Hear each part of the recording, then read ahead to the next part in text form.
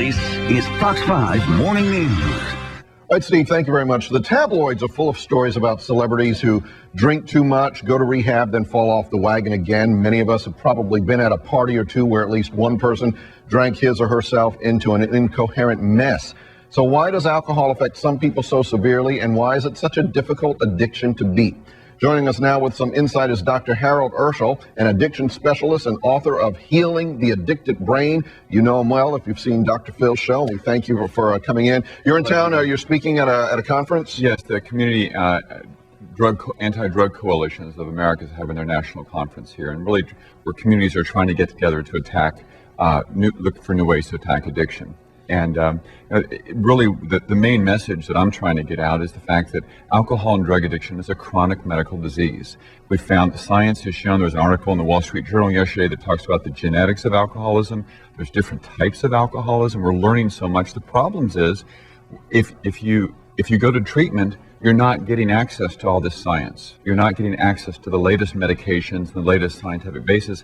And that's a real problem, because if you do get access to the science, you really can make a huge difference in the outcomes of alcohol. And as we're learning, even this week, there's a story, I think, in the Wall Street Journal about the science of this and about how genetics is involved, and maybe there may be certain medications that you can use if you know what a person's genetics are and all that type of thing. But the science, there's more and more science every year that we have on this. In your book, you talk about taking the scientific approach and combining it with some other approaches to make rehabilitation processes more effective. Can you tell me a little bit? Because they're pretty low, the rehabilitation success rate. The current treatment uses Alcoholics Anonymous, or AA, as the standard primary approach. You get about a 30% success rate if you just use AA. If you take all the latest science, the National Institute of Health spends hundreds of millions of dollars a year researching alcoholism and look at new treatments for it, and they find some really cool things.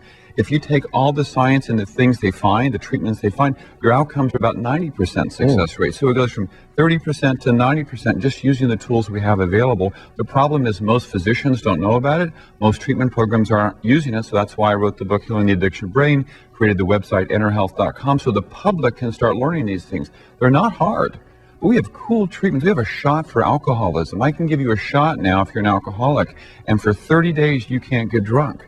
I can't get drunk, or I don't have the desire to drink? Both. Your craving, your urge to drink goes to almost zero. It decreases by 90%. And you actually can't feel the high or euphoria of drinking when you drink alcohol. Now, and you can't stop it. It's once a month. If it's a little bit of medicine that's non-addicting in your body, but most physicians have never heard about it. It's been out for 4 years. It's FDA approved. It's not addictive. Really? And so we're not using these tools, and that's just one of many things. You need to treat psychiatric illness, treat depression, anxiety that goes along with alcoholism.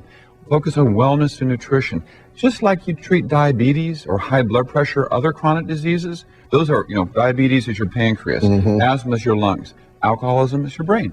We're showing some of the signs of alcohol dependence, and while people look at that, I want to talk about is part of the reason that there's resistance to this, hopefully it's not too strong a word, that it is so complicated. For example, diabetes, it's your pancreas. Alcoholism, it's a lot of different things. It's your genetics. There is some social influence.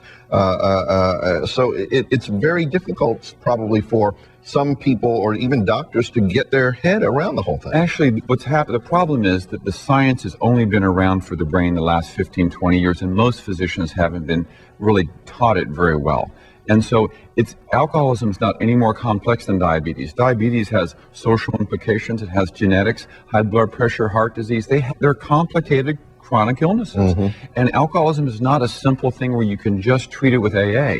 AA is a very important part of treatment, just like diabetic support groups or cancer support groups are important parts, but that's not, if you have cancer, you're just not going to go to groups that talk about having cancer and how to cope with it. Okay, you actually go to the chemotherapy, you change your diet, you do all kinds of things. The same thing with alcoholism and drug addiction for that matter. And again, these medications are out there, these new scientific formulations, these new scientific approaches really make a huge difference. That's why the book is there. It's written for the layperson, the person whose family member has alcoholism, and they keep going to treatment and getting the same thing.